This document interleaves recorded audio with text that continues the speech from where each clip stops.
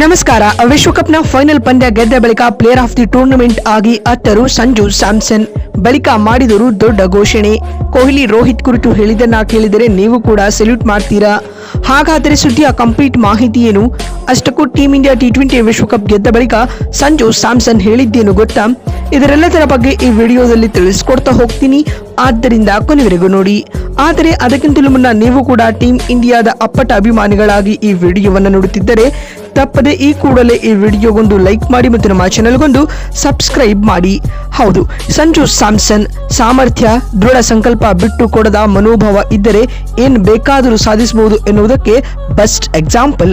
2026ರ T20 ವಿಶ್ವಕಪ್ ಆರಂಭಕ್ಕೆ ಕೆಲವೇ ದಿನಗಳ ಮೊದಲು ತಂಡದ ಆರಂಭಿಕ ಬ್ಯಾಟ್ಸ್ಮನ್ ಆಗಿ ತನ್ನ ಸ್ಥಾನವನ್ನು ಖಚಿತಪಡಿಸಿಕೊಂಡಿದ್ದ ಸ್ಯಾಮ್ಸನ್ ನ್ಯೂಜಿಲೆಂಡ್ ವಿರುದ್ಧದ T20 ಸರಣಿಯಲ್ಲಿ ತೋರಿದ ಕೆಟ್ಟ ಪ್ರದರ್ಶನದ ಪರಿಣಾಮವಾಗಿ T20 ವಿಶ್ವಕಪ್ ತಂಡದ ಎರಡನೇ ಆರಂಭಿಕ ಆಟಗಾರನಾಗಬೇಕಾಯಿತು.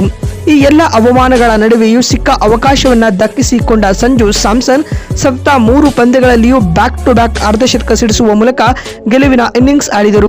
ಇದಕ್ಕೆ ಉಡುಗೊರೆಯಾಗಿ ಸಂಜು ಸ್ಯಾಮ್ಸನ್ಗೆ ಇದೀಗ ಪ್ಲೇಯರ್ ಆಫ್ ದಿ ಟೂರ್ನಮೆಂಟ್ ಪ್ರಶಸ್ತಿಯು ಲಭಿಸಿದೆ. T20 ವಿಶ್ವಕಪ್ನ ಆರಂಭಿಕ ಪಂದ್ಯದಲ್ಲಿ ಸಂಜು ಸ್ಯಾಮ್ಸನ್ಗೆ ತಂಡದಲ್ಲಿ ಆಡುವ ಅವಕಾಶ ಸಿಕ್ಕಿರಲಿಲ್ಲ. ಲೀಗ್ ಸ್ಟೇಜ್ನಲ್ಲಿ ಅಷ್ಟೇನು ಕಮಾಲ್ ಮಾಡಿಲ್ಲ. ಆದ್ಯಾಗೂ ಗೆಲ್ಲಲೇಬೇಕಾದ ವಿಂಡೀಸ್ ವಿರುದ್ಧದ ಪಂದ್ಯದಲ್ಲಿ ಮ್ಯಾಚ್ ವಿನ್ನಿಂಗ್ ಆಟವಾಡಿದ ಅವರು ಇಂಗ್ಲೆಂಡ್ ವಿರುದ್ಧವೂ ಸ್ಫೋಟಕ ಪ್ರದರ್ಶನವನ್ನ ಕೊಟ್ಟರು.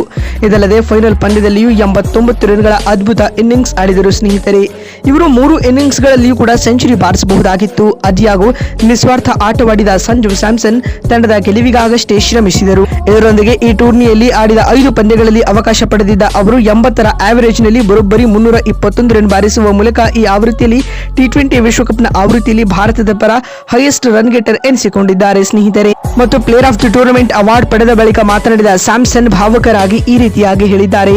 ನ್ಯೂಜಿಲೆಂಡ್ ವಿರುದ್ಧದ ದ್ವಿಪಕ್ಷೀಯ ಸರಣಿಯ ನಂತರ ನಾನು ಮಾನಸಿಕವಾಗಿ ಕುಗ್ಗಿ ಹೋಗಿದ್ದೆ. ನನ್ನ ಕನಸುಗಳು ನುಚ್ಚು ನೂರಾದವು ಎಂದು ಅನಿಸಿತ್ತು. ಆದರೆ ದೇವರು ನನಗಾಗಿ ಬೇರೆ ಯೋಜನೆಯನ್ನ ಇಟ್ಟುಕೊಂಡಿದ್ದರು. ಧೈರ್ಯದಿಂದ ಕನಸು ಕಂಡಿದ್ದಕ್ಕೆ ಇಂದು ಪ್ರತಿಫಲ ಸಿಕ್ಕಿತು ಎಂದು ಸಂಜು ಹೇಳಿದ್ದಾರೆ. ಮಾತು ಮುಂದುವರಿಸಿದ ಅವರು, ಕಳೆದ ಕೆಲ ತಿಂಗಳುಗಳಿಂದ ನಾನು ನಿರಂತರವಾಗಿ ಸಚಿನ್ ತೆಂಡೂಲ್ಕರ್ ಅವರೊಂದಿಗೆ ಸಂಪರ್ಕದಲ್ಲಿದ್ದೆ. ಅವರ ಜೊತೆಗಿನ ಸುದೀರ್ಘ ಸಂಭಾಷಣೆಗಳು ನನ್ನ ಫಾರ್ಮ್ ಮರಳಿ ಪಡೆಯಲು ಮತ್ತು ಮಾನಸಿಕವಾಗಿ ಸದೃಢವಾಗಲು ತುಂಬಾ ಸಹಾಯ ಮಾಡಿದವು. ಅವರಂತಹ ದಂತಕಥೆಯಿಂದ ಮಾರ್ಗದರ್ಶನ ಪಡೆಯುವುದು ನನಗೊಂದು ದೊಡ್ಡ ಭಾಗ್ಯ ಎಂದು ಸಂಜು ಸ್ಯಾಮ್ಸನ್ ಹೇಳಿದ್ದಾರೆ. ಮಾತು ಮುಂದುವರಿಸಿದ ಅವರು, ನನ್ನ ತಂದೆ ಯಾವಾಗಲೂ ಒಂದು ಮಾತು ಹೇಳುತ್ತಿದ್ದರು, ನಿನ್ನನ್ನ ನೀನು ನಾಯಕನಂತೆ ನಡೆಸಿಕೊ. ಚಿಕ್ಕ ವಯಸ್ಸಿನಿಂದ ಅವರು ಕಲಿಸಿದ ಶಿಸ್ತು ಮತ್ತು ಧೈರ್ಯವೇ ಇಂದು ಇಂತಹ ದೊಡ್ಡ ವೇದಿಕೆಯಲ್ಲಿ ಒತ್ತಡವನ್ನ ನಿಭಾಯಿಸಲು ಸಹಾಯ ಮಾಡುತ್ತಿದೆ ಎಂದು ಸ್ಯಾಮ್ಸನ್ ಹೇಳಿದ್ದಾರೆ. ಮತ್ತು ಪರ್ಸನಲ್ ರೆಕಾರ್ಡ್ಸ್ ಗಳಿಗಿಂತ ದೇಶಕ್ಕಾಗಿ ವಿಶ್ವಕಪ್ ಗೆಲ್ಲುವುದು ನನ್ನ ಗುರಿಯಾಗಿತ್ತು. ಅಭಿಷೇಕ್ ಶರ್ಮಾ, ಇಶಾನ್ ಕಿಶನ್ ನೀಡಿದ ಆರಂಭಿಕ ಬೆಂಬಲ ಅದ್ಭುತವಾಗಿತ್ತು.